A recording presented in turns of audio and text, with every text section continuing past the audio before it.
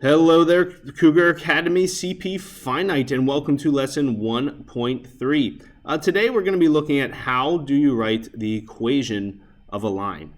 So some things you'll need, of course, paper, pencil, the notes, graphing calculator, and a willingness to learn. So let's jump right on in. First thing is writing equations of lines with given conditions. So we're going to see three different types here, and it kind of starts out easy, and then it's kind of like medium. And then these are the more difficult ones, but they're really not hard at all, I don't think.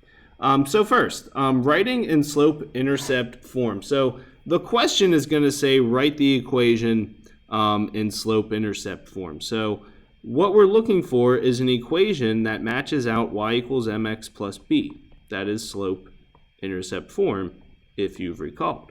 Now, if I give you the slope, this is why it's the easy example. If I give you the slope and I give you the y-intercept, okay, it's an easy peasy problem for you. All you need to do is substitute, well, if that's the slope and my y-intercept, I can just substitute that right into the equation. Y equals mx plus b, 2/3 x. And then the y-intercept, now be careful, it's at -3, so it's -3. And there's your solution. Slope is given to you. Y-intercept's given to you. Remember, y-intercepts always have an x-coordinate of 0. And there's your equation. Nice, done, check it off. Next is point-slope form. So point-slope form, you might need to recall that is y minus y1 is equal to mx minus x1. Now, maybe it's coming back to you. y1 and x1, those come from a coordinate point that's given to you. So we're actually going to replace those with real numbers. The other y and x, they just stay as variables, okay? So let's just look at this one. Again, I'm giving you the slope. So the slope's given to you.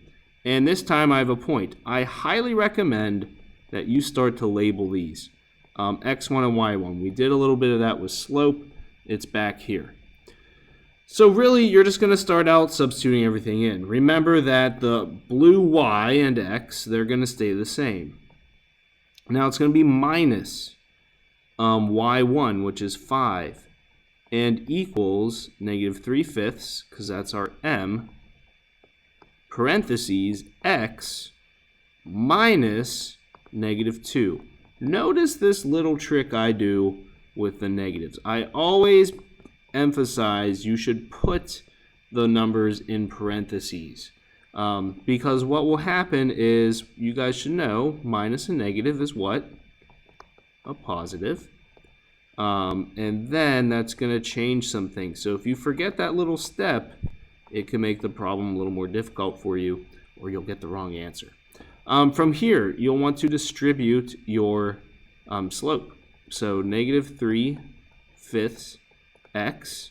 You can certainly use a calculator here. Just be careful. Always put parentheses in your calculator when dealing with fractions. That's my recommendation. -1.2. Let's make that a fraction again. -6/5. That's going to equal y minus 5. Almost done here. Let's move my calculator. You do want to add the 5 over. So y is equal to -3/5 x minus 6/5. And I just want to show that I'm adding 5. And you could do that in your calculator as well, plus 5. And you get 19/5. So that's the equation right there. 5 x plus 19/5. So a little bit more work. That's why it's the medium spice problem there. But still not too challenging. Remember to distribute and add your negatives. The third type is two-point form. Okay? So two-point form involves a few steps. First, you need to find the slope. Okay, well, last lesson we focused on finding the slope. So we have x1 and y1, and x2 and y2. Finding the slope involves y2 minus y1 over x2 minus x1. So it's -5 minus -3. There's those parentheses again. And then 2 minus 1. So -5 minus -3 is -8 over 1. And we have a slope of -8. That's our m. Now that you have a slope, you actually have 2 points that you can pick from. So then it just becomes a problem like number 2, or the point slope, and that's what you'll use in part 2, is point slope. So you could choose either point. I'm going to choose the first one. So it would be y minus -3 is equal to -8, x minus 1. Check that you got your parentheses and such. So -8 x plus 8 is equal to y plus 3, and then subtract 3, and y is equal to -8 x plus 5. And there you have it. So great stuff. So slope and then point slope. Something that's typically more challenging is that same process with fractions. And I'll show you in the calculator how to not scare yourself. So first is slope. Got 2 points, point 1, point 2. So if you need to label everything, go for it. So we have 2 minus 3 for our slope. All over, now notice, I'm going to emphasize again, you need to get in the habit of recognizing fractions as their own little thing in parentheses. Okay, too many times I'll see students start to type all this in, so 2 minus 3 is -1.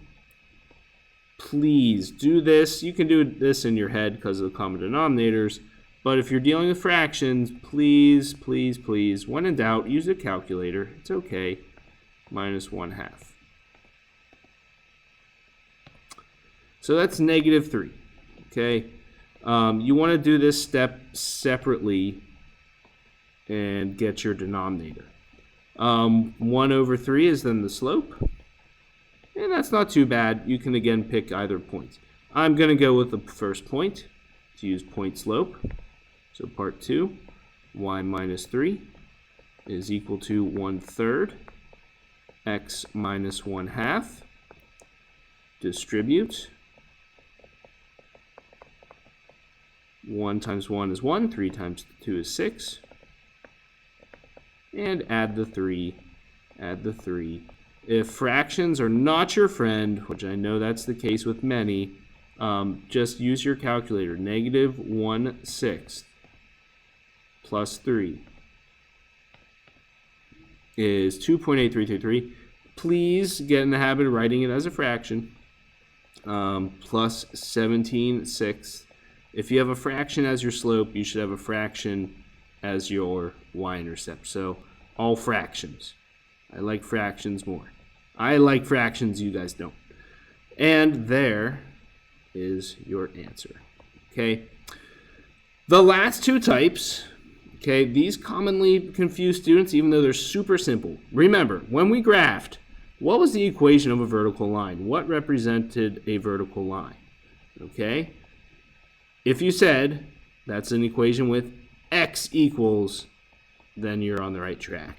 So x equals is how you write a vertical line, and if we want it through this point, well, the only place where x is equal through that point is the x coordinate.